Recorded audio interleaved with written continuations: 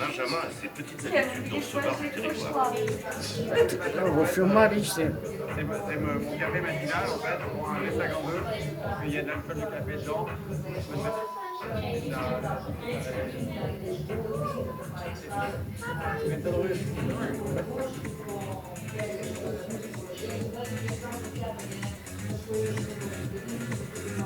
La journée commence pour Benjamin. Il doit gérer un imprévu.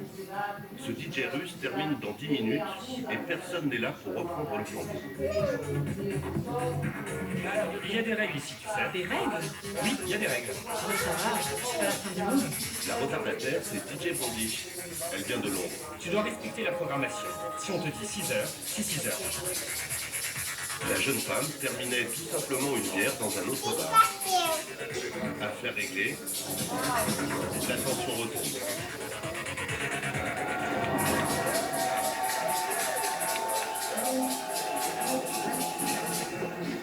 Toute la matinée, Blondige va jouer pour les plus accros. Nous avons voulu rencontrer l'homme qui tire les ficelles de Kazantip.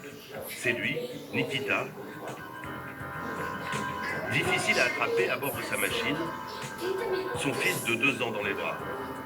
Du haut de son piédestal, le chef contemple son royaume et ceux qu'il considère comme ses sujets. À vrai dire, je ne suis pas un adepte de la démocratie. Ce n'est pas le modèle le plus performant de la société. Et quant à l'efficacité, vous pouvez le constater, ici le peuple est heureux. Je peux vous le dire en toute sincérité, je suis un dictateur. Le dictateur Nikita nous fait part de ses projets d'avenir, en toute simplicité. Je veux une représentation à l'ONU. L'indépendance, la reconnaissance de notre République et de ses droits. Personne ne sait comment créer un État. Vous savez, notre jeu est allé si loin que tout avenir est possible. Aujourd'hui, nous sommes un état de jeu imaginaire, mais ensuite, nous allons devenir un vrai État. Une dictature du bonheur auquel goûtent sans complexe tous les fêtards de Kazantip. Il est 15h, sur la plage, à côté des derniers jeux à la mode comme ces hydrojets, la fête bat toujours son plein. Nous retrouvons notre groupe de Français. Arnaud, toujours en bonne compagnie, avec ses potes Jérémy, Vincent et leur conquête du jour. Bien joué!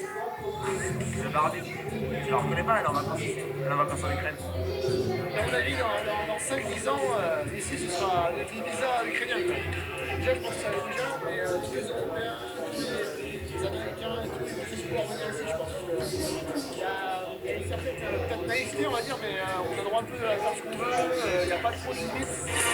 Kazantip est un territoire où tout semblerait possible.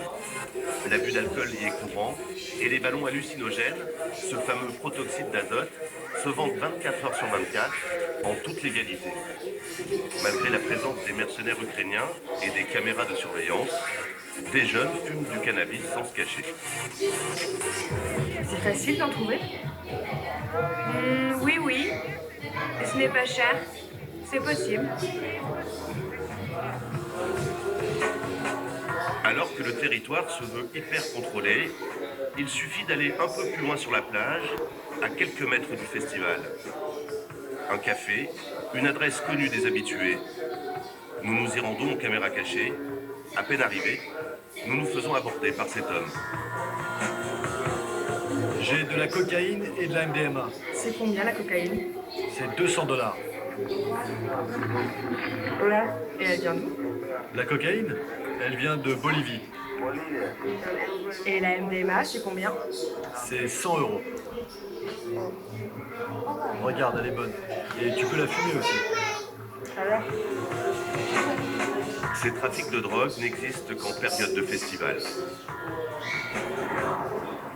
Avant de nous quitter, Benjamin nous fait partager l'une des coutumes de Kazantip, le coucher de soleil. Il est 19h, surtout ne rien manquer du moment. Karima, tu viens avec nous? Tu veux boire quelque chose? Je voudrais de l'eau sans bulle, s'il vous plaît, de l'eau plate. bien entouré, entre son ex et sa nouvelle amie. La musique s'arrête, c'est le seul moment de silence à Kazanti.